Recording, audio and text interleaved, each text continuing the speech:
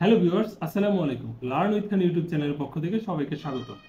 এই ভিডিওতে আমরা শিখব আমাদের দেশে প্রচলিত যে দলিল সম্পাদিত হয় তার ভিতরে উল্লেখযোগ্য একটি দলিলের নাম হচ্ছে সাব কবলা দলিল।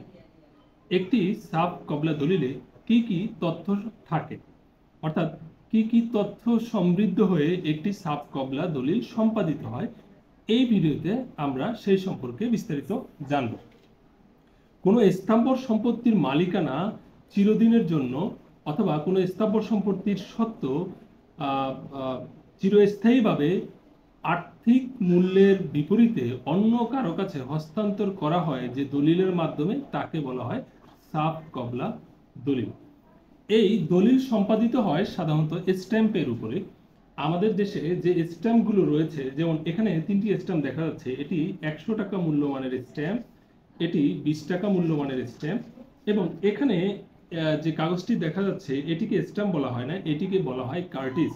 এই স্ট্যাম্প কিংবা কার্টিজ এগুলোর কিন্তু জলছাপ রয়েছে, অর্থাৎ আপনি যদি এগুলোকে একটু আলোতে ধরেন তাহলে এর মাঝে জলছাপ দেখতে পাবেন। স্ট্যাম্পের যেমন মূল্য উল্লেখ করা থাকে এবং প্রতিটি স্ট্যাম্পের একটি ক্রমিক নাম্বার থাকে, পাশাপাশি এই স্ট্যাম্পটি কার কাছ থেকে, অর্থাৎ কোন স্ট্যাম্প বিক্রেতা বা ভেন্ডরের কাছ থেকে সংগ্রহ করা হয়েছে তার নাম, লাইসেন্স নাম্বার এবং সিলমোহর থাকে স্ট্যাম্পের বিপরীত পাশে। পাশাপাশি এই স্ট্যাম্প কত তারিখে ক্রয় করা হয়েছে সেই ক্রয়ের তারিখও কিন্তু স্ট্যাম্পের ঠিক পিছন পাশে উল্লেখ করা থাকে।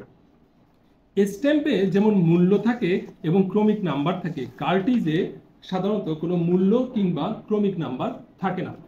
দলিলের ভিতরে স্ট্যাম্প যেমন ব্যবহৃত হয়, পাশাপাশি কার্টিজও ব্যবহৃত হয়।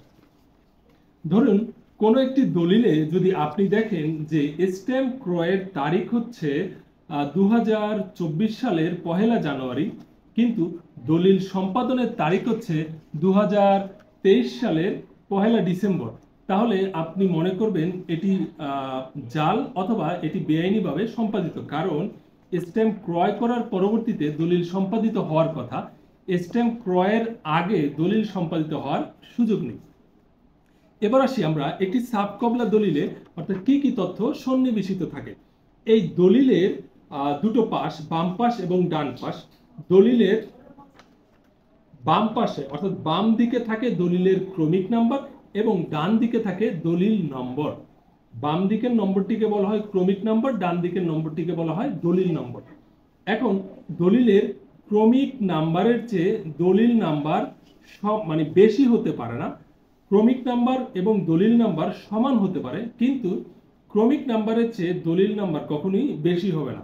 অর্থাৎ দলিল নম্বর ক্রমিক নাম্বারের সমান অথবা ক্রমিক নাম্বারের চেয়ে কম হবে। এর পরবর্তীতে এই দলিলের একটি সাব কবলা দলিলের প্রথম পাতাতে যে তথ্যগুলো থাকে সেটি হচ্ছে দলিল সম্পাদনের তারিখ। একটি দলিল রেজিস্ট্রি করার ক্ষেত্রে বিভিন্ন প্রকার সরকারি ফিস রয়েছে। এই ফিসগুলোর বা দলিলের যে ফিগুলো রয়েছে সেই ফিগুলোর বর্ণনা থাকে।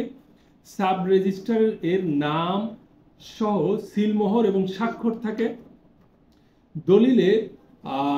দলিলের ধরন, দলিলের মূল্য, মৌজার নাম, জেলার নাম, থানার নাম উল্লেখ থাকে। এবং প্রথম পাতাতে আরো একটি জিনিস থাকে, সেটি হচ্ছে দলিলের প্রকার, সেই প্রকার উল্লেখ থাকে এবং হস্তান্তরিত জমি অথবা প্লট সহ জমির পরিমাণ উল্লেখ থাকে। এই দলিলের পরবর্তী ধাপে যে তথ্যগুলো থাকে সেটি হচ্ছে দলিল দাতার নাম, দলিল গ্রহীতার নাম। একটি দলিলে একাধিক দাতা থাকতে পারে, একটি দলিলে একাধিক গ্রহীতা থাকতে পারে। দাতার পূর্ণ নাম, ঠিকানা, দলিল গ্রহীতার পূর্ণ নাম, ঠিকানা। এর পরবর্তীতে থাকে কমপক্ষে 25 বছরের মালিকানার ধারাবাহিক বিবরণ।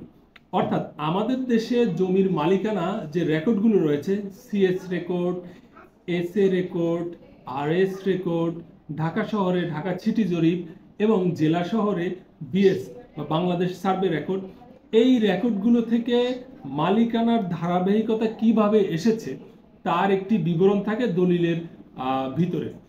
এই বিবরণটি কমপক্ষে 25 বছরের মালিকানার বিবরণ থাকে। এর অধিক সময়েরও থাকতে পারে। অর্থাৎ সিএস রেকর্ডীয় মালিক থেকে শুরু করে সর্বশেষ যিনি দলিল দাতা মানে সম্পত্তির যিনি বিক্রেতা তার মালিকানাটি কিভাবে এসেছে তার একটি ধারাবাহিক বিবরণ দলিলের ভিতরে থাকে। দলিলের মালিকানার ধারাবাহিক বিবরণের পরবর্তীতে থাকে দলিলের তফসিল। এই তফসিলের ভিতরে জেলার নাম, থানার নাম, মৌজার নাম এবং সাব রেজিস্ট্রি অফিসের নাম উল্লেখ থাকে। সিএস খতিয়ান নাম্বার, সিএস দাগ নাম্বার, এস এ খতিয়ান নাম্বার, এস এ দাগ নাম্বার, আর এস খতিয়ান নাম্বার, আর এস দাগ নাম্বার, বিএস খতিয়ান নাম্বার, বিএস দাগ নাম্বার। ঢাকা সিটিতে যদি হয়ে থাকে তাহলে ঢাকা সিটি জরিপ খতিয়ান নাম্বার, ঢাকা সিটি জরিপ দাগ নাম্বার। পাশাপাশি সর্বশেষ যিনি রেকর্ডীয় মালিক অর্থাৎ যিনি জমিটি বিক্রি করতেছেন অথবা প্লট বিক্রয় করছেন তার নামজারি খতিয়ান নাম্বার এবং নামজারি দাগ নাম্বার। এবং এর পরবর্তীতে থাকে হস্তান্তরিত সম্পত্তির পরিমাণ। হস্তান্তরিত সম্পত্তির পরিমাণ দলিলে বিভিন্নভাবে উল্লেখ থাকে।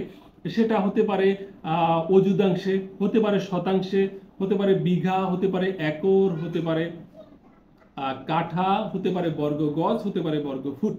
হস্তান্তরিত সম্পত্তির পরিমাণ উল্লেখ থাকে। জমির তফসিলের নিচে থাকে জমির চৌহদ্দি অর্থাৎ উত্তরে পশ্চিমে, উত্তরে দক্ষিণে, পূর্বে পশ্চিমে উক্ত জমির চারদিকে উত্তর দক্ষিণ পূর্ব পশ্চিমে কার সম্পত্তি রয়েছে তাদের নাম উল্লেখ থাকে। এটিকেই বলা হয় চৌহদ্দি। তারপরে থাকে উক্ত দলিল সম্পাদনের সাথে যে সাক্ষীরা রয়েছে সেই সাক্ষীদের নাম এবং ঠিকানা এবং দলিল সম্পাদনকারী বা দলিল লেখক অথবা মুসাবিদাকারক এর নাম, ঠিকানা, লাইসেন্স নাম্বার। দলিলের শুরু থেকে শুরু করে দলিল বর্ণনা, ধারাবাহিক মালিকানার বর্ণনা, তফসিল, সাক্ষী, দলিল সম্পাদনের তারিখ, এই তথ্যগুলোর পরবর্তীতে 3 পাতা অথবা 2 পাতা, কোনো কোনো ক্ষেত্রে 1 পাতায়ও একটি হলফনামা দাখিল করা হয় দলিলের শেষে, সর্বশেষে। এই হলফনামাটি দলিল দাতা দিয়ে থাকে সংশ্লিষ্ট সাব রেজিস্ট্রারের বরাবর। অর্থাৎ ধরুন আপনি গুলশান সাব রেজিস্ট্রি অফিসে একটি দলিল সম্পাদিত করবেন, সেক্ষেত্রে লিখতে হবে বরাবর সাব রেজিস্ট্রার গুলশান।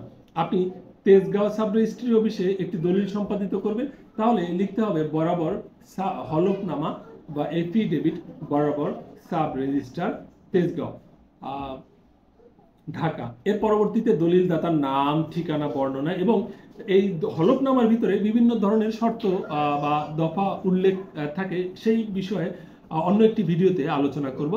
এবং হলফনামার শেষে হলফকারীর স্বাক্ষর, শনাক্তকারীর স্বাক্ষর এবং সাব রেজিস্ট্রারের নাম, পদবি সহ সিলমোহর ও তারিখ উল্লেখ। তাহলে এই ভিডিওতে আমরা জানতে পারলাম একটি সাব কবলা দলিলে কি কি ধরনের তথ্য উল্লেখ থাকে এবং আমরা স্ট্যাম্প সম্পর্কে জানতে পারলাম।